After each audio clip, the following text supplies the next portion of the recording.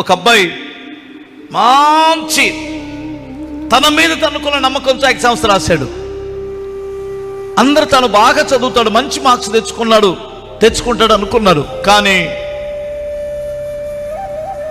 అతనికి ఊహించిన దానికంటే చాలా సబ్జెక్టులు పోయినాయి. ఆ అబ్బాయికి ఎన్నో నాకు తెలియదు. ఇప్పుడు నేను మా అమ్మా నాన్నకి ఏం చెప్పాలి, నా ఫ్రెండ్స్కి ఏం చెప్పాలి, నా స్నేహితులకి ఏం చెప్పాలి? అందరూ నా మీదకి ఒక మంచి నమ్మకం ఉంది, కానీ అదంతా పోగొట్టుకున్నాను. నేను బ్రతికొండాలా చచ్చిపోవాలా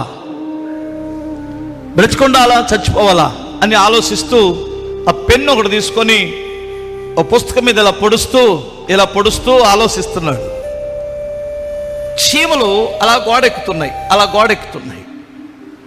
గోడెక్కుతున్నప్పుడు ఒక చీమ ఒక చిన్న దానికంటే 50-60 రెట్లు ఎక్కువ ఉంటుంది కదా బీపి గింజ. ఆ బీపి గింజను ఒకటి తీసుకొని అలా గోడెక్కుతుందట. సగం దూరం ఎక్కిన తర్వాత జారి కింద పడిపోయింది. అరే, జారి కింద పడిపోయింది, దీన్ని ఏం చేస్తుందో చూద్దాం అనుకుంటే మరలా బుర్ర దిగొచ్చి మరలా దాన్ని పట్టుకొని మరలా ఎక్కుతుంది. మరలా కొంత దూరం వెళ్ళిన తర్వాత మళ్ళీ కింద జారిపోయింది.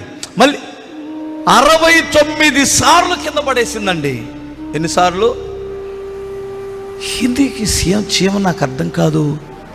70వ అతి కష్టం మీద ఎక్కి గోడ మీదకి ఎక్కేసింది.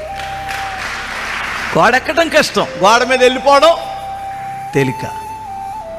ఆ అబ్బాయిలు అప్పుడు కసి పెరిగిందట.